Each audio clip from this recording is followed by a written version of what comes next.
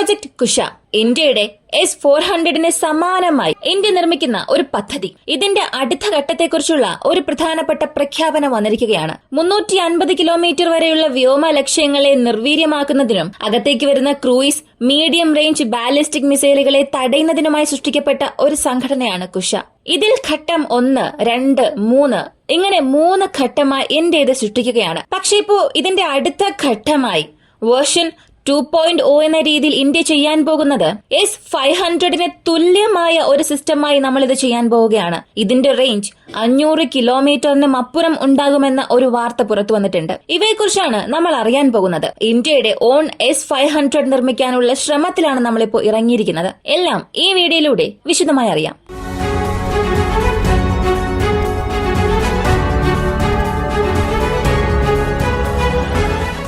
ERAD extended range air defence system.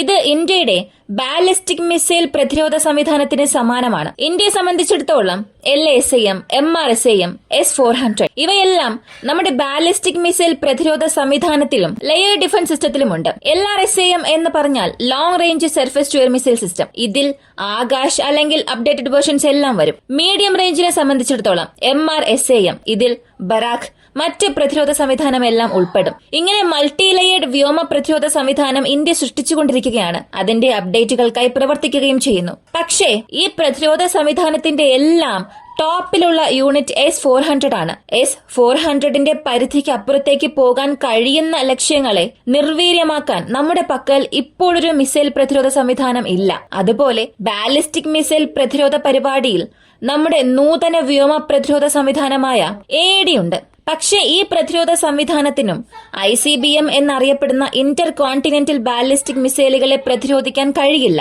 പാകിസ്ഥാനെ നേരിടാൻ നമുക്ക് ബറാഖ് മിസൈൽ പ്രതിരോധ സംവിധാനവും S-400 മതിയാകും. S-500 ആവശ്യം അവിടെ വരുന്നില്ല. പാകിസ്ഥാൻ നമുക്കിവിടെ വലിയൊരു ഭീഷണിയല്ല. പക്ഷേ ചൈന നമുക്കൊരു ഭീഷണിയാണ്. കാരണം പാകിസ്ഥാൻ ഒരു ഘട്ടത്തിനു ശേഷം ഇന്ത്യക്കെതിരെയുള്ള പ്രശ്നങ്ങൾക്കൊന്നും വരില്ല. കാരണം അവരുടെ സമ്പദ് വ്യവസ്ഥ അങ്ങനെയുള്ളൊരവസ്ഥയിലാണ്. നമ്മൾ ജപ്പാനെയും മറികടന്ന് ലോകത്തിലെ 4ാമത്തെ വലിയൊരു സമ്പദ് വ്യവസ്ഥയെ മാറിയിരിക്കുകയാണ്. അപ്പോ ചൈന ഇവിടെ ഒരു ഭീഷണിയാണ്. ചൈനയുടെ പക്കൽ ICBM സാങ്കേതിക വിദ്യയുണ്ട്. പക്ഷേ പാകിസ്ഥാന് അതില്ല. അപ്പോ ഇതിന്റെ പ്രോഗ്രസ് എത്രത്തോളം ഉണ്ടാകണം, അല്ലെങ്കിൽ എത്രത്തോളം ഭീഷണിയുണ്ട്, ഒരു long range air defence system നമുക്ക് എത്രത്തോളം ആവശ്യമായി വരും എന്നുള്ളതൊക്കെ നിങ്ങൾക്കിപ്പോ മനസ്സിലായിട്ടുണ്ടാകും. ഇനി ICBM എന്താണെന്നറിയാം. മറ്റൊന്നുമല്ല, ഈ ബാലിസ്റ്റിക് മിസൈലുകളെ സംബന്ധിച്ച് അതിൽ ഒരുപാട് തരമുണ്ട്. ഷോർട്ട് റേഞ്ച് SRBM എന്ന് പറയാം, ഷോർട്ട് റേഞ്ച് ബാലിസ്റ്റിക് മിസൈൽ. അടുത്ത medium range MRBM, medium range ballistic missile. ICBM, intercontinental ballistic missile. ഇതിൽ 5500 കിലോമീറ്റർ പരിധിക്കുള്ളിലാണ് SRBM-ഉം MRBM-ഉം ഉള്ളത്.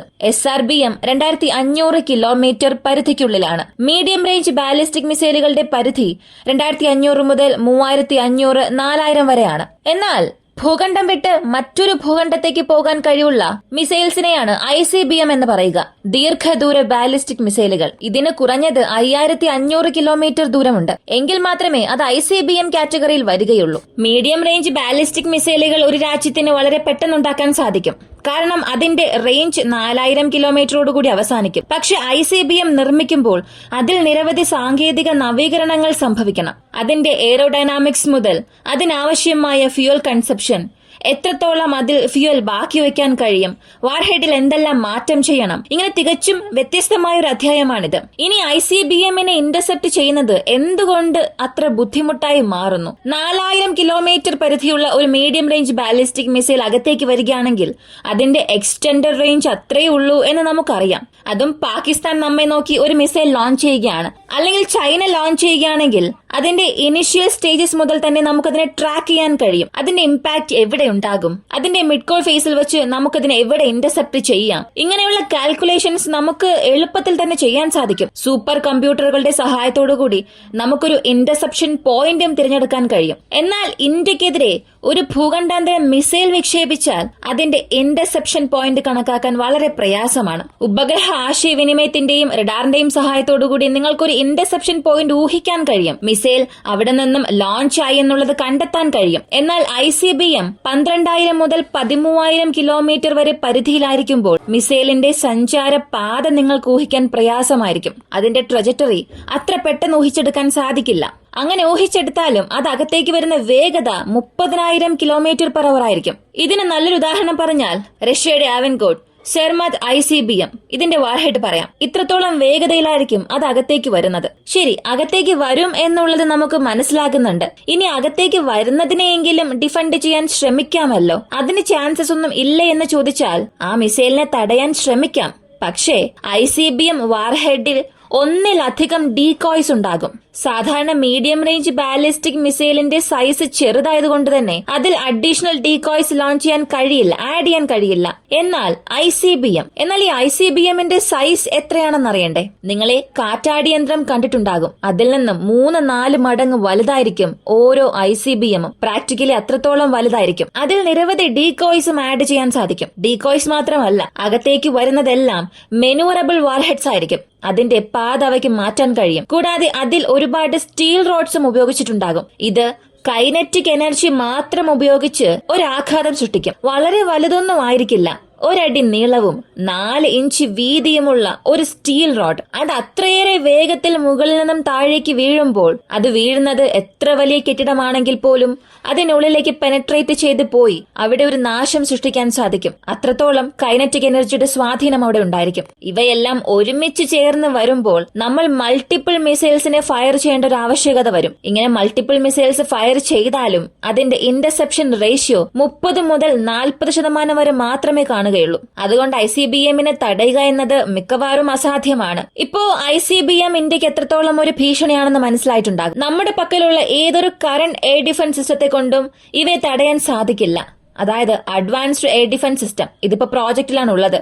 അതൊഴികെ ഏതൊരു ഡിഫൻസ് സിസ്റ്റത്തെ കൊണ്ടും ICBMനെ ഇന്റർസെപ്റ്റ് ചെയ്യാൻ ഇന്ത്യക്ക് സാധിക്കില്ല. ഇതാണിപ്പോ പ്രാക്ടിക്കലി ഇന്ത്യയുടെ അവസ്ഥ. എന്നാൽ ഭാവിയിൽ ഈ സ്ഥിതി മാറ്റുന്നതിനുള്ള ഒരു പദ്ധതിയാണ് ഇപ്പോ ഇന്ത്യ തുടങ്ങിയിരിക്കുന്നത്. ഞാൻ ആദ്യം പറഞ്ഞതുപോലെ ഫേസ് 1, ഫേസ് 2, ഫേസ് 3. ഈ കുഷയെ സംബന്ധിച്ചിടത്തോളം ഫേസ് 1-ൽ 150 കിലോമീറ്റർ, ഫേസ് 2-ൽ 250 കിലോമീറ്റർ, ഫേസ് 3-ൽ 350 കിലോമീറ്റർ, S-400 400 കിലോമീറ്റർ വരെയും ഉണ്ട്. കുഷയിൽ ഏകദേശം 350 കിലോമീറ്റർ ഉണ്ട്. ഈ രണ്ട് സാങ്കേതിക വിദ്യയും സംയോജിപ്പിച്ചാൽ തന്നെ നമുക്ക് 400 കിലോമീറ്ററിലധികം ഒരു മൾട്ടി ലൈറ്റ് പ്രൊട്ടക്ഷൻ സിസ്റ്റം സൃഷ്ടിക്കാൻ സാധിക്കും. അതുപോലെ S-400ന്റെ ഒരു റിവേഴ്സ് എഞ്ചിനീയറിംഗ് പ്രോഡക്റ്റായി പ്രോജക്ട് കുഷയെ എല്ലാവരും കാണുന്നുണ്ട്. പക്ഷെ അത് സത്യമല്ല. S-400ൽ എന്തൊക്കെ മാറ്റങ്ങൾ വരുത്താനാണോ ഇന്ത്യ ആഗ്രഹിച്ചത് അതിനെ അടിസ്ഥാനമാക്കി ഒരു നൂതന സംവിധാനമായി സൃഷ്ടിച്ചെടുത്തതാണ് പ്രോജക്ട് കുഷ. അതിനെ റിവേഴ്സ് എഞ്ചിനീയറിംഗ് ചെയ്തതാണെങ്കിൽ നമുക്ക് 400 കിലോമീറ്ററിലധികമുള്ള ഒരു ഇന്റർസെപ്റ്റർ മിസൈൽസിനെ സൃഷ്ടിക്കാൻ കഴിയുമായിരുന്നു. അപ്പോ ഈ 350 കിലോമീറ്ററിലും മുകളിലുള്ള S-400ന്റെ അഡ്വാൻസ്ഡ് വേരിയന്റായി സൃഷ്ടിക്കുന്നതാണ് പ്രോജക്ട് കുഷ വേർഷൻ 2.0. ഇതിനെ അടിസ്ഥാനമാക്കി ഒരു കമ്പാരിസണും നടക്കുന്നുണ്ട്. ലോകത്തിലെ ഏറ്റവും മികച്ച ബാലിസ്റ്റിക് മിസൈൽ പ്രതിരോധ സംവിധാനമുള്ളത് അമേരിക്കയുടെ താഡ്, ഏജിസ്, അതിനുശേഷം റഷ്യയുടെ S-500 ആണ്. ഈ മൂന്നും ഒഴികെ മറ്റേതൊരു രാജ്യത്തിന്റെ പക്കലും അത്രത്തോളം ക്യാപ്പബിളായ ഡിഫൻസ് സിസ്റ്റം നിലവിലില്ല. അപ്പോ S-500 ടെക്നോളജി ഫുള്ളി ഓട്ടോമാറ്റഡ് മോഡിലായിരിക്കും വരിക. അതായത് S-400മായി അതിനെ ഇന്റഗ്രേറ്റ് ചെയ്യുകയാണ്. അല്ലെങ്കിൽ നിങ്ങളുടെ എവാക്സുമായി അതിനെ ഇന്റഗ്രേറ്റ് ചെയ്യുകയാണെങ്കിൽ ഒരു ടാർഗറ്റിനെ ഫൈൻഡ് ചെയ്യുന്നത് മുതൽ ആ ടാർഗറ്റിനെ അനലൈസ് ചെയ്ത് ഏത് ടാർഗറ്റിനെ ആദ്യം ആക്രമിക്കാം, ഇങ്ങനെയുള്ള ഡിറ്റർമിനേഷൻ മുതൽ എല്ലാം ആ മിസൈൽ തന്നെ നോക്കിക്കൊള്ളും. കൂടാതെ ഇതിന്റെ കൂടെ AI സാങ്കേതിക വിദ്യയും കൊണ്ടുവരുന്നുണ്ട്. എന്തിനാണെന്ന് ചോദിച്ചാൽ ഈ ഹൈ വാല്യൂ ടാർഗറ്റ്സ് എന്നുണ്ട്. ആദ്യം ഏത് മിസൈലിനെ ഇന്റർസെപ്റ്റ് ചെയ്യണമെന്നുള്ള ഒരു രീതി. അപ്പോ ഇങ്ങനെയുള്ള മിസൈലിനെ ചൂസ് ചെയ്യുന്നതിൽ വലിയൊരു പ്രശ്നം തന്നെ ഉണ്ടാകും. കാരണം അതിൽ ഉപയോഗിച്ചിട്ടുള്ള മിസൈൽസ് എല്ലാം ലോങ് റേഞ്ച് മിസൈൽസ് ആണ്. S-500നെ സംബന്ധിച്ച് ആ ഒരു സമയത്ത് S-500ന് ഓപ്ഷനായി മറ്റേത് സിസ്റ്റമാണ് ഇവിടെയുള്ളത്? ഏത് ഇന്റർസെപ്റ്റർ അയച്ചാൽ അതിനെ പ്രാക്ടിക്കലി ഡിഫെൻഡ് ചെയ്യാൻ കഴിയും എന്നുള്ളത് AI സാങ്കേതിക വിദ്യ വഴി കണ്ടെത്തുകയും ഒരു സ്യൂട്ടബിൾ വേ ഓഫ് ഇന്റർസെപ്ഷൻ ചെയ്യുന്നതാണ് ഇവിടെ വേർഷൻ 2.0ൽ ഉദ്ദേശിക്കുന്നത്. അതും S-500ന്റെ റേഞ്ച് കഴിഞ്ഞ് ഇതിനെ 600 കിലോമീറ്റർ റേഞ്ചുള്ള ഒരു ബാലിസ്റ്റിക് മിസൈൽ ഡിഫൻസ് സിസ്റ്റമായും എയർ ഡിനയൽ സ്ട്രാറ്റജിക്കായി നിർമ്മിക്കാൻ പോകുന്നതായി അനൗൺസ്മെന്റ് വന്നിട്ടുണ്ട്. ഈ ഒരു അറിയിപ്പ് വന്നതിന് ശേഷം ഒരുപാട് പേർ ചോദിക്കുന്ന ചോദ്യം S-500 അപ്പോ ഇന്ത്യ വാങ്ങില്ലേ എന്നാണ്. S-500 വാങ്ങണമെങ്കിൽ നമുക്കതൊരു വലിയ അഡ്വാൻറ്റേജ് ഉണ്ട്. നമ്മൾ പുതുതായി ഇതിനകം ചെയ്തതുപോലെ 5.2 ബില്യൺ കോസ്റ്റിൽ അത് വാങ്ങേണ്ട ആവശ്യമില്ല. പകരം നമ്മൾ ആ മിസൈൽസിനെ മാത്രം വാങ്ങിയാൽ മതി. S-400ന്റെ റഡാർ ഉപയോഗിച്ച് അല്ലെങ്കിൽ ചില അപ്ഗ്രേഡഡ് റഡാർസ് ഉപയോഗിക്കാൻ സാധിക്കും. കാരണം റഷ്യ ഇന്ത്യക്ക് സ്റ്റെൽത്ത് ഫൈൻഡിംഗ് റഡാർസ് നൽകാനുള്ള അല്ലെങ്കിൽ അതിന്റെ പ്രോജക്ട് സൈൻ ചെയ്യാനുള്ള ഒരു ആഗ്രഹം അറിയിച്ചിട്ടുണ്ട്. അടുത്തിടെ ചൈന പോലും ഒരു അനൗൺസ്മെന്റ് നൽകിയിരുന്നു. അമേരിക്കയുടെ F-35 F-22 റാപ്റ്റർ ഇവയെ പോലുള്ള സ്റ്റെൽത്ത് റഡാർസ് ഞങ്ങൾ നിർമ്മിച്ചു എന്നൊക്കെ. അതുപോലൊരു റഡാർ നിർമ്മിക്കാനുള്ള ഓഫറും ഇപ്പോൾ റഷ്യ ഇന്ത്യക്ക് നൽകിയിട്ടുണ്ട്. അപ്പോ അങ്ങനെയുള്ള ചില റഡാർ നെറ്റ്വർക്ക്സ് മാത്രം വാങ്ങി ഈ ഇന്റർസെപ്റ്റേഴ്സ് മാത്രം വാങ്ങിയാൽ മതി. നമുക്ക് നമ്മുടെ S-400 ലോഞ്ചറിൽ നിന്ന് തന്നെ ഇവയെ ലോഞ്ച് ചെയ്യാൻ കഴിയും. അപ്പോ ഇത് ഇന്ത്യക്ക് ഒരു വലിയ ബൂസ്റ്റായി തന്നെ മാറും. എന്നാൽ ഈ ഒരു രീതിയിൽ പോയാൽ പ്രോജക്ട് കുഷ വേർഷൻ 2.0യിൽ ഒരു ലാഗ് ഉണ്ടാകുമോ എന്ന ഒരു ഭയം ചിലപ്പോൾ ഉണ്ടാകാം. പക്ഷെ അതും തെറ്റാണ്.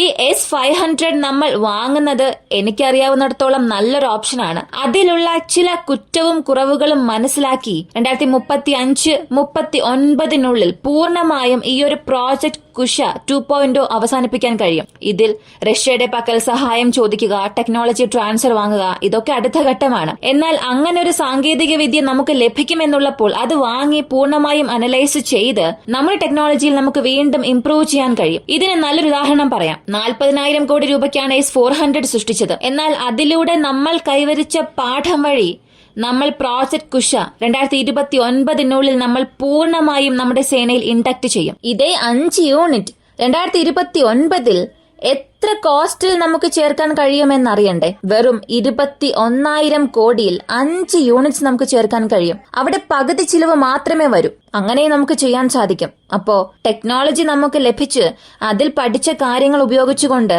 ആ ഒരു പ്രോഡക്റ്റ് ലോഞ്ച് ചെയ്യാൻ കഴിയും. അതിനാൽ S-500 നമ്മൾ കുറഞ്ഞ വിലയിലാണ് വാങ്ങാൻ പോകുന്നത്. കുറഞ്ഞ വിലയിൽ വാങ്ങുന്ന ഈ ഒരു യൂണിറ്റിനെ നമ്മൾ നമ്മുടെ സിസ്റ്റംസ് അപ്ഗ്രേഡ് ചെയ്യുന്നതിന് വേണ്ടി ഉപയോഗിക്കാം. അതിൽ യാതൊരു മാറ്റവുമില്ല. എനിക്കറിയാവുന്നിടത്തോളം ഇത് നല്ലൊരു ഓപ്ഷനാണ്. ഈ ഒരു വീഡിയോയെ കുറിച്ചുള്ള നിങ്ങളുടെ അഭിപ്രായം എന്താണ്? റഷ്യ നൽകിയിട്ടുള്ളത് ഇന്ത്യക്ക് ഒരു ബെസ്റ്റ് ഓഫറാണ്. സ്റ്റെൽത്ത് നിർമ്മിക്കാനുള്ള ഒരു സാങ്കേതിക വിദ്യ, റഡാർസ് നിർമ്മിക്കാൻ സഹായിക്കുമെന്നൊക്കെ ഓഫർ നൽകിയിട്ടുണ്ട്. അതിനനുസരിച്ചതുപോലെയാണ് നമ്മൾ പ്രോജക്ട് കുഷ 2.0 നിർമ്മിക്കാൻ പോകുന്നത്. സത്യത്തിൽ ഇതൊരു ടോപ്പ് മാച്ച് സിസ്റ്റമാണ്. ഇവ രണ്ടിനെ കുറിച്ചും നിങ്ങൾ എന്ത് കരുതുന്നു? ഇതിൽ ഇന്ത്യൻ ഗവൺമെന്റ് എന്ത് തീരുമാനം എടുക്കും? നിങ്ങൾക്ക് എന്ത് തോന്നുന്നു എന്നുള്ളത് കമന്റിൽ പറയുക. കൂടുതൽ അപ്ഡേറ്റ്സിനായി വോയിസ് ഓഫ് ഇന്ത്യ എന്ന നമ്മുടെ ചാനൽ സബ്സ്ക്രൈബ് ചെയ്യുക. മറ്റൊരു വീഡിയോയുമായി വീണ്ടും കാണാം.